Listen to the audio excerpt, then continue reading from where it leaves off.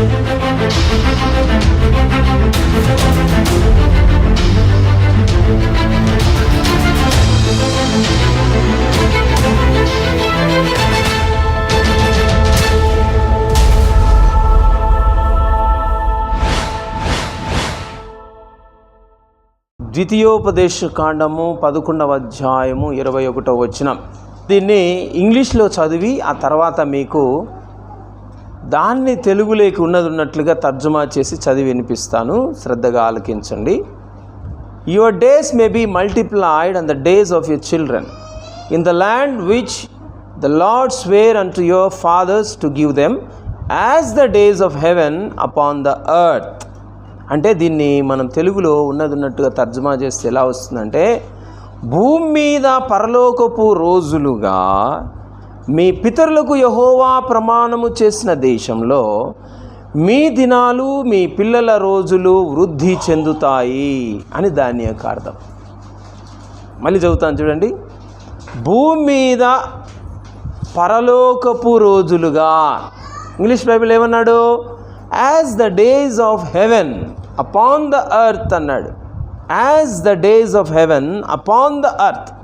భూమి మీద పరలోకపు రోజులు, భూమి మీద పరలోకపు రోజులుగా మరి ముందున్నటువంటి దినాలు ఉండబోతున్నాయని దేవుడు వాగ్దానం చేశాడు. నమ్మిన వారు గట్టిగా హల్లెలూయా చెప్పండి. హల్లెలూయా.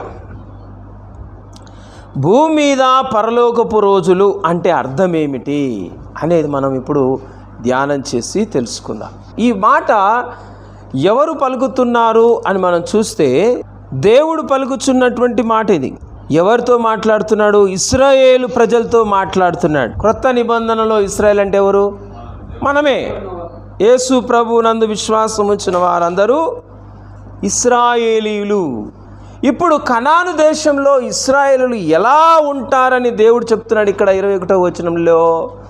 As the days of heaven upon the earth. పరలోకపు రోజులు భూమి మీద ఉంటాయి అంటున్నాడు.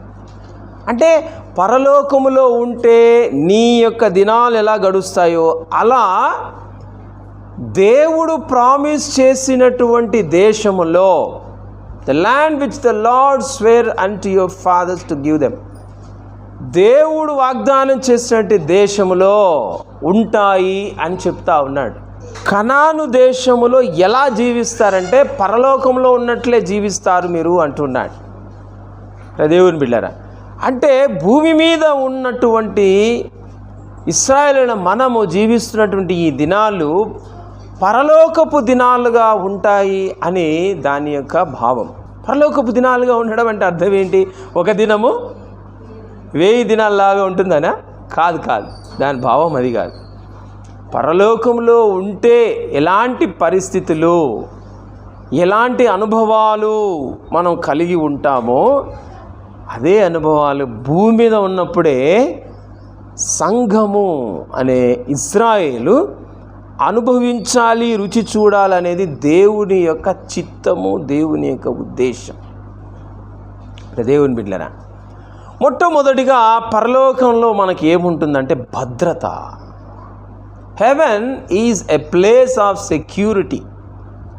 దేవుని బిడ్డలారా, ఆ మాట మనకు యోబు గ్రంథం 3వ అధ్యాయము 17వ వచనంలో వ్రాయబడి ఉంది చూడండి. అక్కడ దుర్మార్గులు ఇక శ్రమపరచరు అంటున్నాడు. దుర్మార్గులు ఉంటే సామాన్యులకు ఏం కలుగుతుంది? వారి వల్ల శ్రమ కలుగుతుంది, ఇబ్బంది కలుగుతుంది, అభద్రత కలుగుతుంది, క్షేమం ఉండదు వాళ్ళకు. కానీ ఏమంటున్నాడంటే అక్కడ శ్రమ ఉండదు అని మాట్లాడుతున్నాడు. శ్రమపరిచేవారు ఉండరు కాబట్టి. పరలోకంలో మనకు శ్రమ అనేది ఉండదు. మనకు అక్కడ దుర్మార్గులు లేదా సాతాను ఉండడు. కాబట్టి మనకు అభద్రత అనేది అక్కడ ఉండదు. దేవుని బిడ్డలారా, పరలోకం వెళ్తే, నిజంగా పరలోకం వెళ్తే రెండవ రాకడ వచ్చినప్పుడు అలాంటి భద్రతే భూమి మీద ఉన్నప్పుడు కూడా ఆయన బిడ్డలు, ఆయన సంఘము రుచి చూడాలి, అనుభవించాలని ద్వితీయోపదేశకాండ 11:21 ఉన్నటువంటి భూమి మీద పరలోకపు రోజులు అనే మాట ద్వారా మనం నేర్చుకుంటున్నాం, తెలుసుకుంటున్నాం. As the days of heaven upon the earth అనే మాట ద్వారా ఆ విషయం మనం నేర్చుకుంటున్నాం. దేవుని బిడ్డలారా, నిజమే అది. భూమి మీద ఉన్నటువంటి దేవుని బిడ్డలకు సెక్యూరిటీ అనేది ఉన్నది. ఎలాగంటారేమో దేవుని బిడ్డలారా, చూడండి యెషయా 41:10 నీవు నా దాసుడవనియు నేను నిన్ను ఉపేక్షింపక ఏర్పరచుకొంటిననియు నేను నీతో చెప్పియున్నాను, నీకు తోడై ఉన్నాను, భయపడకుము, నేను నీ దేవుడనై ఉన్నాను, దిగులు పడకు. చాలు, నువ్వు భయపడద్దు, నేను నీకు తోడై ఉన్నాను అంటున్నాడు దేవుడు. అంటే భయపడాల్సినటువంటి పరిస్థితులు మనకు రావు అని అర్థం. కారణం ఏంటంటే దేవుడే మనకు తోడుగా ఉన్నాడు. నేను నీకు తోడై ఉన్నాను అన్నాడు. కాబట్టి ఆయన తోడుగా పరలోకం మనం వెళ్ళినప్పుడు ఆయన తోడుగా ఉంటాడు. కాబట్టి ఇక మనల్ని ఎవరు టచ్ చేయలేరు. అలాగే భూమి మీద కూడా ఆయన బిడ్డలమైన మనకు ఎవరు తోడుగా ఉన్నారు? ఆ దేవుడు మనకు తోడుగా ఉన్నాడు. కాబట్టి భయపడాల్సిన అవసరం లేదు. భద్రత లేనప్పుడు భయం వస్తుంది, భద్రత ఉన్నప్పుడు భయం రాదు. ఎంతమంది వచ్చినా ఏం చేసుకోలేరు. నాకు భద్రత ఉంది, నా చుట్టూ ఆర్మీ ఉందనుకోండి, భయపడతానా? నేను భయపడాను కదా. నా చుట్టూ అందరూ కూడా AK-47 పట్టుకొని 1000 మంది నిలబడ్డారు అనుకోండి, భయం ఉంటుంది నాకు. భద్రత, సెక్యూరిటీ, ఫుల్ సెక్యూరిటీ. దేవుని బిడ్డలారా, ఆ సాక్షాత్తు ఆ దేవుడే మనకు తోడుగా ఉన్నప్పుడు ఇక భయం ఎందుకు? భయపడద్దు అంటున్నాడు ఆయన. క్రొత్త నిబంధనలో లూకాసు సువార్త 10:19 కూడా యేసు ప్రభు మనకు భద్రత గూర్చినటువంటి వాగ్దానం చేస్తాడు. చూడండి, ఇదిగో పాములను, తేళ్లను, శత్రుబలం అంతటి మీదను నీకు అధికారం అనుగ్రహించి ఉన్నాను, ఏదియు నీకెంత మాత్రమును హాని చేయదు. చూడండి, ఏదియు నీకెంత మాత్రమును హాని చేయదు అంటున్నాడు. హాని చేయదు అంటున్నాడు. భద్రత. సాతాను ఎన్ని రకాలుగా ప్రయత్నించినా మనల్ని మాత్రం నాశనము చేయలేడు, మనల్ని మాత్రము ముట్టలేడు. దేవుని బిడ్డలారా, యేసయ్య కూడా ఈ లోకంలో ఉన్నప్పుడు మనకు మాట చెప్తాడు. ఏంటంటే మీ తల వెంట్రుకలన్నీ లెక్కింపబడి ఉన్నవి అన్నాడు. మత్తయి సువార్త 10:30 మీ తల వెంట్రుకలన్నీ లెక్కింపబడి ఉన్నవి గనుక మీరు భయపడద్దు అంటున్నాడు. ఎంత మంచి భద్రత మనకున్నది అనేది ఇక్కడ మనకు తెలుస్తూ ఉంది. చూడండి దేవుని బిడ్డలారా, దేవుని అనుమతి లేకుండా మన జీవితంలో ఏ హాని జరగదు అనేది ఇక్కడ మనకు దేవుడిస్తున్న వాగ్దానం. పరలోకంలో ఉంది ఆ భద్రత. పరలోకం పోయిన తర్వాత ఎవరైనా భయపడతా జీవిస్తామా? మనం పరలోకంలో ధైర్యంగా ఉంటామా? ధైర్యంగా ఉంటాం. అస్సలు భయం అనేది ఉండదు. అలాంటి ఆ ధైర్యము, ఆ భద్రత భూమి మీదనే దేవుని బిడ్డలైన సంఘము అనుభవించాలని దేవుడు ద్వితీయోపదేశకాండం 11:21 మాట్లాడుతున్నాడు. భూమి మీద పరలోకపు రోజులు అంటే అవే సెక్యూర్ కలిగినటువంటి రోజులు అని అర్థం. దేవుని బిడ్డలారా, ఇంకే విధమైనటువంటి హానైనా సరే మీరు ఊహించుకోండి, జరగదు. ఎందుకంటే దేవుడు మనకు తోడై ఉన్నాడు. పరలోకం అనేది ఎలాంటి స్థలము అంటే, రెండవదిగా ఏ ప్లేస్ ఆఫ్ పర్ఫెక్ట్ రెస్ట్, పరిపూర్ణ విశ్రాంతి స్థలం పరలోకం. పరలోకం పోతే మనకేం కలుగుతుందంటే విశ్రాంతి కలుగుతుంది, పరిపూర్ణ విశ్రాంతి ఉంటుంది మనకు పరలోకంలో. దేవుని బిడ్డలారా, దేవుడు అదే విశ్రాంతి భూమి మీద ఆయన సంఘము రుచి చూడాలని కోరుకుంటున్నాడు అనేది కదా మన ద్వితీయోపదేశం 11:21 ద్వారా నేర్చుకున్నది. భూమి మీద ఉన్నటువంటి వారు కూడా ఆ విశ్రాంతి పొందుతారని దేవుడే చెప్పాడు. అదే యోబు 3:17 అంటాడు. చూడండి, విశ్రాంతి నొందుదురు అంటున్నాడు. ఆ మాట భూమి మీద ఉన్నప్పుడు జరిగే స్థితిని గురించి కాదు యోబు చెప్పేది. భూమి మీద మన ఆయుష్కాలం అయిపోయిన తర్వాత మన స్థితి గురించి మాట్లాడుతున్నాడు, మానవ స్థితి గురించి మాట్లాడుతున్నాడు. మీరు పైన కింద వచనాలు చదివితే మీకు అర్థమవుతుంది. విశ్రాంతి నొందుతాం మనము అంటూ ఉన్నారు. పరిశుద్ధ గ్రంథంలో చాలా వాక్యాలు ఉన్నాయి మనకు విశ్రాంతి ఉంది అనే మా వాక్యాలను చూడండి. హెబ్రీ పత్రిక 4వ అధ్యాయము 3వ వచనం చూడండి. విశ్వాసులమైన మనము ఆ విశ్రాంతిలో దిగండి, చూసారా, విశ్రాంతిలో మనం ప్రవేశిస్తున్నాం అంటున్నాడు. హెబ్రీ 4:9 చూడండి. కాబట్టి దేవుని ప్రజలకు ఏం నిలిచిందంటమా? విశ్రాంతి నిలిచి ఉన్నది అని. పరలోకంలో విశ్రాంతి, పరలోకంలో ప్రయాస ఉండదు, విశ్రాంతి ఉంటుంది. విశ్రాంతి అంటే ఏమిటి అనేది మనం కొద్దిగా ధ్యానం చేసి తెలుసుకుందాం.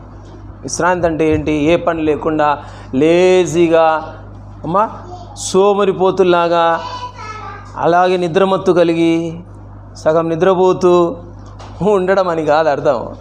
చూడండి విశ్రాంతి అంటే ఏమిటో చూడండి. ఇర్మియా 17వ అధ్యాయము 21వ వచనం.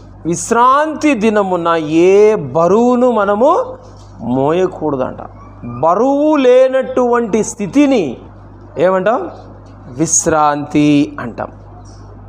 యేసయ్య అదే వాగ్దానం చేశాడు కదా, ప్రయాసపడి జనులారా నా యొద్దకు రండి, నేను మీకు విశ్రాంతిని మత్తయి 11:28వ వచనం. ప్రయాసపడి భారము మోసే స్థితి అనేది పరలోకంలో ఉండదు ప్రియమైన దేవుని బిడ్డలారా. భూమి మీద కూడా మనకు అదే విశ్రాంతి ఉందనుకోండి, అప్పుడు పరలోకపు దినాలే భూమి మీద మనం అనుభవిస్తున్నట్లు కదా. అదే కదా ద్వితీయోపదేశ కాండము 11వ అధ్యాయం 21వ వచనంలో దేవుడు వాగ్దానం చేస్తున్నది, ఆయన బిడ్డలు అలా జీవించాలని చెప్తున్నది అదే కదా. చూడండి ఇప్పుడు లేవియ కాండం 22వ అధ్యాయము 9వ వచనం. కాబట్టి నేను విధించిన విధిని అపవిత్రపరచి, ఏం భారం అంటే ఇక్కడ పాప భారము. దేవుని బిడ్డలారా, పాపం అనేది మనిషికి నెమ్మది లేకుండా విశ్రాంతి లేకుండా చేస్తుంది. పరలోకంలో ఈ ప్రాబ్లం ఉందమ్మా? పరలోకంలో ఈ ప్రాబ్లం ఉందా? No, there is no problem of sin in heaven. పరలోకపు దినాలు భూమి మీద నా బిడ్డలు అనుభవించాలంటే అర్థం ఏంటి? భూమి మీద కూడా మనము ఈ పాపపు భారం అనేది లేకుండా జీవించాలని అర్థం. పాపం వలన కలిగే ఈ భారం అనేది లేకుండా మనం బ్రతకాలనేది దాని యొక్క భావం. అవును కదా, అంటాడు కదా ఏమని? పాపము మీ మీద ప్రభుత్వము చేయదు అంటాడు. రోమా 6:14 మీరు కృపకే గాని ధర్మశాస్త్రమునకు లోనైన వారు కారు గనుక పాపము మీ మీద ప్రభుత్వము. మరి దాన్ని ఏమంటారు? విశ్రాంతే కదా, రెస్టే కదా. పాపం ప్రభుత్వం చేస్తే మనకు రెస్ట్ ఉంటుందా? దేవుని బిడ్డలారా ఆలోచన చేయండి. పాపం మనల్ని తన నియంత్రణలో పెట్టుకొని నడిపిస్తూ ఉంది అనుకో, తన కంట్రోల్లో. పాపం యొక్క కంట్రోల్లో మనం బ్రతుకులు ఉన్నాయనుకో, మనకు నెమ్మది ఉంటుందా? మనకు విశ్రాంతి ఉంటుందా? ఉండదు. దేవుడు ఏం కోరుకుంటున్నాడు? నా బిడ్డలు పరలోకపు దినాలు భూమి మీద అనుభవించాలి, కలిగి ఉండాలని కోరుకున్నాను. అంటే విశ్రాంతి, పాపపు భారం అనేది లేకుండా, పాపము వారి మీద ప్రభుత్వం చేయకుండా ఉంటే ఎలా ఉంటుందో అలాంటి పరిస్థితి భూమి మీద మనం అనుభవించడమే పరలోకపు దినాలను మనము రుచి చూడడం ప్రేమైన దేవుని బిడ్డలారా. తర్వాత ఇంకో భారం ఉంది. సామెతలు 16:3 చూడండి. పనుల భారము, నీ పనుల భారము యెహోవా మీద నుంచుము, అప్పుడు నీ ఉద్దేశములు సఫలముల. మన పనుల భారం కూడా ఎవరి మీద మోపాలంట? యెహోవా మీద ఉంచాలంట పనుల భారం. అప్పుడు మన ఉద్దేశాలు సఫలమైతే, మన ఉద్దేశాలు అప్పుడు సఫలమైతే మనకు ఎలా ఉంటుంది? విశ్రాంతే కదా. దేవుని బిడ్డరా, ఈ విశ్రాంతి ప్రతి దేవుని బిడ్డ కూడా రుచి చూడాలని దేవుని యొక్క చిత్తమై ఉన్నది. అదే విషయము ద్వితీయోపదేశ కాండం 11:21 దేవుడు మాట్లాడుతున్నాడు. అదే విశ్రాంతి అంటే, దేవుడు ఇవ్వాలనుకుంటున్న విశ్రాంతి అంటే. తర్వాత మూడవది, పరలోకములో ఎలా ఉంటాయి దినాలు అంటే, పరలోకం అంటే ఏంటంటే ఏ ప్లేస్ ఆఫ్ అన్ఇంటరప్టెడ్ సర్వీస్, నిరంతరాయంగా సేవ చేసే స్థలం పరలోకం. ఇదే అనుభవము భూమి మీద దేవుని బిడ్డలు కూడా రుచి చూడాలని దేవుడు కోరుకుంటున్నాడు. చూడండి, కీర్తనలు 116:2, నా జీవిత కాలమంతయు నేను ఆయనకు మొరపెట్టాను. అన్ఇంటరప్టెడ్ సర్వీస్ అంటే నిరంతరాయంగా, అంతరాయము లేకుండా అని అర్థం. అక్కడ ఏమన్నాడు? అంతరాయం ఉందా? ఏమన్నాడు? నా జీవిత కాలమంతా ఆగకుండా దేవునికి మనం ఏం చేస్తూ ఉంటామంట? భూమి మీద మొరపెడతానంటున్నాడు ఆయన కీర్తనాకారుడు. పరలోకపు అనుభవమే కదా అది. అదే పరలోకపు జీవితం అంటే భూమి మీద. దేవుని బిడ్డలారా, తర్వాత అన్ఇంటరప్టెడ్ అంటే నిరంతరాయంగా మనం చేయవలసింది మరొకటి ఉంది. పరలోకంలో చేసేదే భూమి మీద చేస్తాం మనం ఖచ్చితంగా. అదేంటంటే 104వ కీర్తన 33వ వచనం చూడండి. 33వ వచనం ఏం చేస్తామంటే మనము జీవితకాలం అంతా యెహోవాకు కీర్తనలు పాడెదను, నేనున్నంత కాలము నా దేవుని కీర్తించేదను. This is uninterrupted service. పరలోకంలో జరుగుతూ ఉంది. ఇది ఆగకుండా నిరంతరాయంగా జరుగుతూ ఉంది పరలోకంలో. పరలోకములో ఉన్నటువంటి దినాల వలె భూలోకములో ఆయన బిడ్డల దినాలు ఉండాలని దేవుడు ప్రామిస్ చేస్తున్నాడు. ఇలా ఉంటారు మీరని. ఎక్కడ? మన మూలవాక్యం ద్వితీయోపదేశకాండం 11వ అధ్యాయము 21వ వచనంలో, as the days of heaven upon the earth, భూమి మీద పరలోకపు రోజులు అంటే నిరంతరాయంగా మనము దేవునికి కీర్తనలు పాడుట, దేవుణ్ణి కీర్తించుట. 104వ కీర్తన 33వ వచనం ప్రకారం. అలాగే ఇంకొకటి ఉంది, కీర్తనలు 63:6 చూడండి. కాగా నా జీవిత కాలమంతయు నేను ఇలాగున నిన్ను స్తుతించ. పరలోకంలో నిరంతరాయంగా స్తుతి మోగుతుందా? పరలోకపు దినాల్లాగే భూమి మీద ఆయన బిడ్డల దినాలు ఉండాలని కోరుకున్నా అంటే అర్థం ఏంటి? నిరంతరంగా ఈయన ఏమంటున్నాడు? నీ జీవితకాలమంతయు నిన్ను స్తుతించెదను అంటున్నాడు.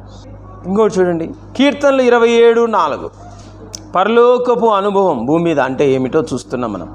మూడవది చూస్తున్నాం, యెహోవా యొద్ద ఒక వరం అడిగి తిని దానిని నేను వెదకుచున్నాను, యెహోవా ప్రసన్నతను చూచుటకును ఆయన ఆలయములో ధ్యానించుటకును. అబ్బా, నా జీవిత కాలమంతయు నేను యెహోవా మందిరములో నివసింప కోరుచున్నాను. జీవితకాలమంతా ఎక్కడ నివసించాలని కోరుకుంటానంట? ఎక్కడమ్మా? యెహోవా మందిరములో. దేవుని బిడ్డలారా, పరలోకంలో మనకు మందిరం ఎవరు? యేసుక్రీస్తే పరలోకంలో మనకు ఆలయం. ప్రకటనలో ఉంటుంది కదా అది.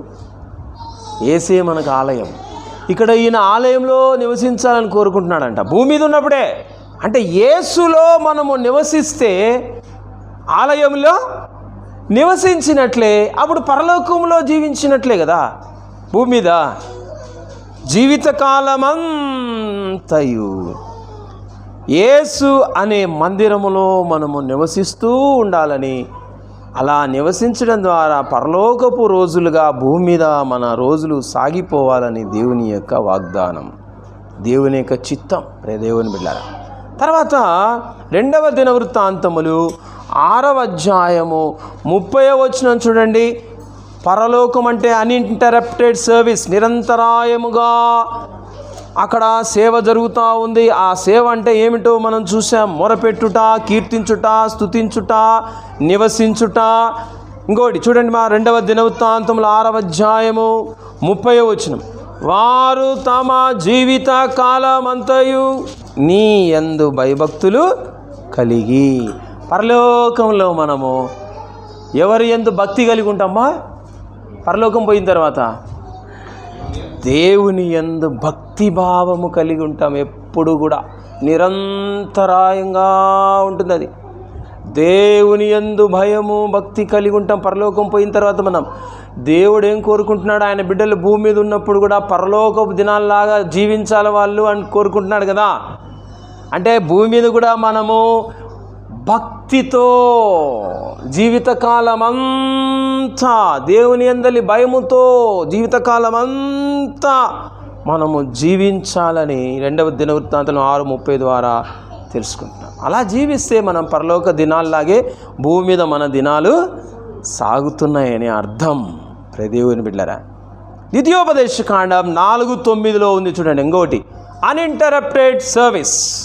పరలోక వాతావరణం, పరలోకపు రుచి, పరలోకపు అనుభవమా. అయితే నీవు జాగ్రత్త పడుము, నీవు కన్నులారా చూచిన వాటిని మరువక ఉండునట్లును. వినండి బాగా, నీ జీవిత కాలమంతయు నీ హృదయములో నుండి తొలగిపోకుండునట్లు నీ మనస్సును బహు జాగ్రత్తగా కాపాడుకొనుము. ఏవి జీవితకాలం అంతా తొలగిపోకూడదంట మన హృదయంలో నుండి? ఆయన కట్టడలు, ఆయన ధర్మశాస్త్ర విధులు, అవి మన జీవితకాలం అంతా మన హృదయంలో నుండి తొలగిపోకూడదంట. నిరంతరాయంగా అలాగే ఉండాలంట అవి. అప్పుడు పరలోకములో మనం ఉన్నట్లే భూమి మీద కూడా. దేవుని బిడ్డలారా, టోటల్గా ఎన్ని చెప్పాం మనము జీవితకాలం అంతా చేయాలనేటివి? 6. జీవితకాలం అంతా మొరపెట్టాలి. నెంబర్ 2 కీర్తించాలి. నెంబర్ 3 స్తుతించాలి. నెంబర్ 4 యేసులో నివసించాలి. నెంబర్ 5 భయభక్తులు కలిగి ఉండాలి. నెంబర్ 6 వాక్యము తొలగిపోకుండా జాగ్రత్తగా చూసుకోవాలి జీవితకాలం అంతా. అది మనకెందుకు దేవుడు ఈ జీవితం ఇచ్చాడు? ఈ జీవితకాలం అంతా ఏం చేయాలి మనం అంటే బైబిల్ చెప్తా ఉంది. జీవితకాలం అంతా ఏం చేయాలో బైబిల్ చెప్తా ఉంది. 6 వచనాల్లో చూసాం మనం.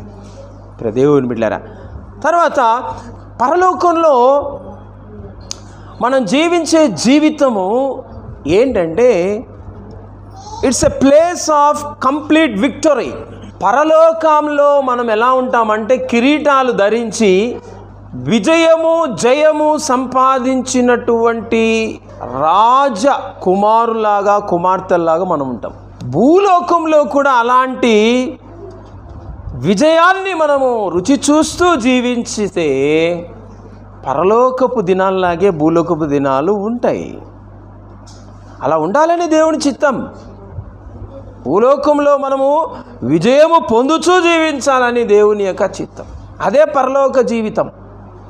పరలోక దినాలంటే అవే. చూడండి, రోమాపత్రిక 8వ అధ్యాయము 37వ వచనంలో ఆ మాట ఉంది చూడండి. భూలోకములోనే మనము పరలోకములో ఏ విధంగా విజయము సంపాదించిన, విజయము పొందిన వీరుల్లాగా, శూరుల్లాగా పరలోకంలో ఎలా ఉంటామో అలాగే భూమి మీద ఉంటామని చూడండి. ఆ వాక్యములో, అయినను మనలను ప్రేమించిన వాని ద్వారా మనము వీటన్నిటిలో నేను విజయం అన్నాను, కానీ వాక్యంలో దేవుడు ఏమంటున్నాడమ్మా? అధిక విజయం కాదు, ఏమంటున్నాడు? అత్యధిక విజయం. Wow, super. అందుకే అన్నాను, పరలోకం is a place of complete victory and glorious Triumph. అత్యధిక విజయము వీటన్నిటిలో పొందుతున్నామంట. వేటన్నిటిలో చూడండి, ఆ వాక్యం చూడండి, పైన ఒక లిస్ట్ ఉంటుంది చూడండి. 35 క్రీస్తు ప్రేమ నుండి మనలను ఎడబాపు వాడెవడు? ఎవడు వాడు? శ్రమన, బాధన, హింసన, కరువా, వస్త్రహీనత, ఉపద్రవమా, ఖడ్గమా, వీటన్నిటిలో నుండి మనకేం కలుగుతుందంట? విజయం కాదుమా. దేవుడు మనకు ఏమి ఇవ్వాలని కోరుకుంటున్నాడు? అధిక విజయం కాదు. ఏంటది? అత్యధిక విజయం. దేవుని బిడ్డలారా, నీ మీద విజయం సంపాదించకూడదు, కరువుకు నీ మీద విజయం రాకూడదు, కరువు పైన నువ్వు విజయం సాధించాలా అంటే అర్థం ఏంటి? ఆలోచన చేయండి. కరువులో మనము బలహీనులం అయిపోకుండా ఆత్మీయంగా, ఖడ్గము లాంటి పరిస్థితి వచ్చినప్పుడు మనము విశ్వాసములో బలహీనులమై దేవుని బిడ్డలారా అధైర్యము చెందకుండా, తర్వాత వస్త్రహీనతలో దేవుని బిడ్డలారా దేవుణ్ణి స్తుతించడము మానకుండా మనం ఉంటే అప్పుడు వాటన్నిటిలో మనము అత్యధిక విజయం. దేవుని బిడ్డ పరలోకంలో కరువు ఉంటుందా? ఉండదు, సమృద్ధి ఉంటుంది కదా. పరలోకంలో వస్త్రహీనత ఉంటుందా? ఉండదు. భూమి మీద మనకు దేవుడిచ్చే ఆహారము, ఆత్మ సంబంధమైన ఆహారము, భూమి మీద దేవుడిచ్చే ఆత్మ సంబంధమైన వస్త్రాలు, వాటి విలువను మనం ఎరిగి అవే శ్రేష్టమైనవి అన్నిటికంటే, అవి ఉండుటనే నా జీవితంలో సమృద్ధి కలిగి ఉండటము, సంతృప్తి కలిగి ఉండటము అనే స్థితికి మనం వచ్చామంటే పరలోకపు దినాల్లాగే భూలోకంలో మనం జీవిస్తున్నట్లు అర్థం. అత్యధిక విజయం మనము పొంది జీవిస్తున్నట్లు అర్థం. దేవుని బిడ్డలారా, తర్వాత ఇంకా పరలోకం గురించి ఎన్నెన్ని చెప్పాలండి, చాలా ఉన్నాయి పరలోక అనుభవాలు. లాస్ట్ వన్ చెప్పేస్తా, 5వ అనుభవం చెప్తా. పరలోకంలో మనకు ఏముంటుందంటే అది ఎలాంటి స్థలం అంటే a place of most hallowed and blissful communion with God. దేవునితో మనకు ఉండేటువంటి సహవాసము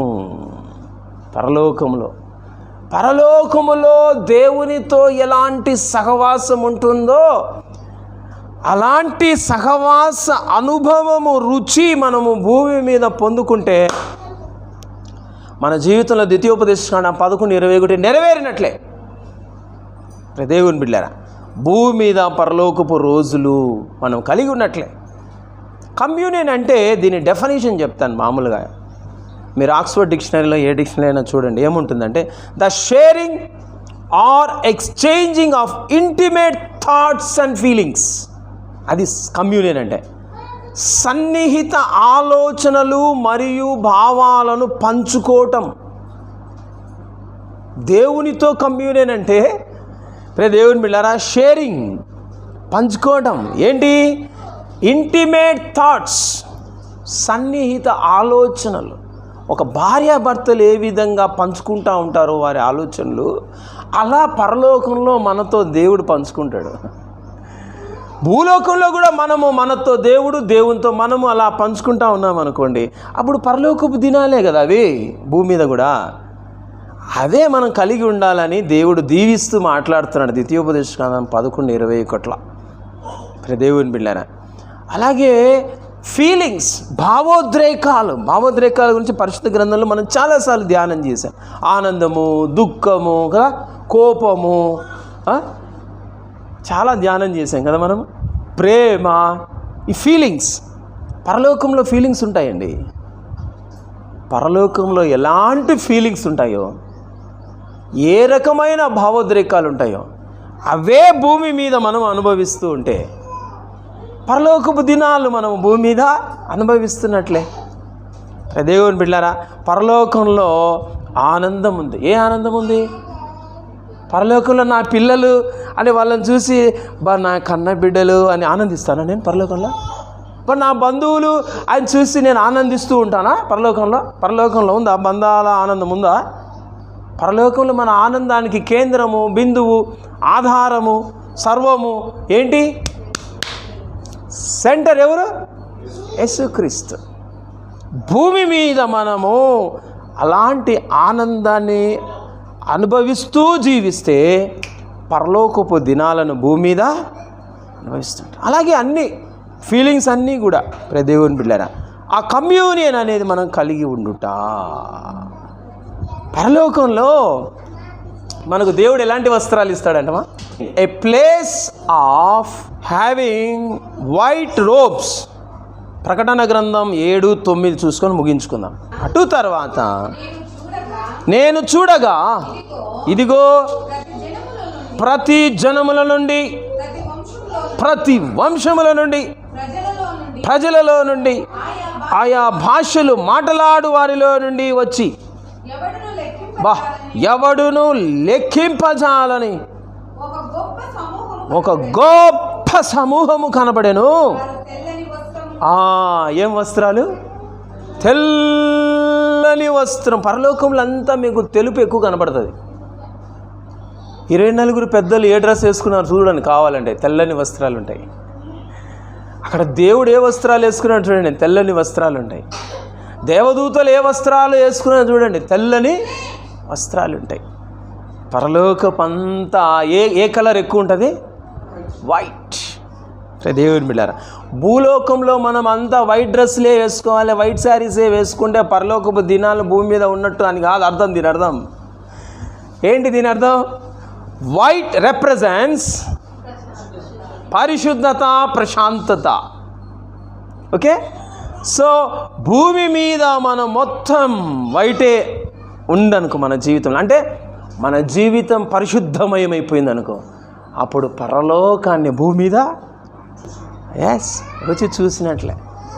పరలోకంలో ఉన్న ప్రశాంతత భూమి మీద మనము కలిగి ఉన్నామంటే దేవుని బిడ్డలారా, పరలోకపు దినాలే మనము భూమి మీద కూడా కలిగి ఉన్నాము, జీవిస్తున్నామని అర్థం. అప్పుడు దేవుని కోరిక నెరవేరినట్లే, దేవుని ప్రణాళిక అదే. ద్వితీయోపదేశకాండం 11:21 ఇశ్రాయేలులను దేవుడు అలా జీవిస్తారు మీరు అని చెప్తున్నాడు, అలా ఉంటారు మీరు అని చెప్తున్నాడు. భూమి మీద పరలోకపు రోజులను మీరు నేను వాగ్దానం చేసిన దేశంలో మీరు అనుభవిస్తూ వర్ధిల్లుతూ జీవిస్తారు మీరు, మీ పిల్లలు అన్నాడు దేవుని బిడ్డలని. అక్కడ ఆ వాక్యంలో ద్వితీయోపదేశం 11:21 మనమే కాదు మన పిల్లలు కూడా ఇలాంటి అనుభవాలు, ఎలాంటి అంటే ప్లేస్ ఆఫ్ సెక్యూరిటీ, పరలోక భద్రత, పరలోక విశ్రాంతి, పరలోకములో మనం చేసే స్తుతి, మొరపెట్టుట, కీర్తించుట, ఆరాధించుట, భయభక్తులు కలిగి ఉండుట, పరలోకపు అత్యధిక విజయం, పరలోకపు దేవుని సహవాసం, పరలోకపు పరిశుద్ధత, పరలోకపు శాంతి. ఇది మనము భూమి మీద రుచి చూడాలి, అలాగే మన పిల్లలు కూడా రుచి చూడాలి. వాళ్ళ దినాల్లో, మన దినాల్లో పరలోకపు దినాలు మనం రుచి చూడ అంటే ఇది అర్థం. మన పిల్లలు కూడా రుచి చూడాలని దేవుని యొక్క చిత్తం, దేవుని యొక్క ఆశ, దేవుని యొక్క ప్రణాళిక. అది దేవుడు మనకిస్తున్న వాగ్దానం. ప్రేమ దేవుని బిడ్డలారా, అలాంటి దినాలే మనకు దేవుడు ముందు మన కొరకు దాచి ఉంచాడు. అవే దినాలను మనము రుచి చూచుదుముగాక. ఆమేన్.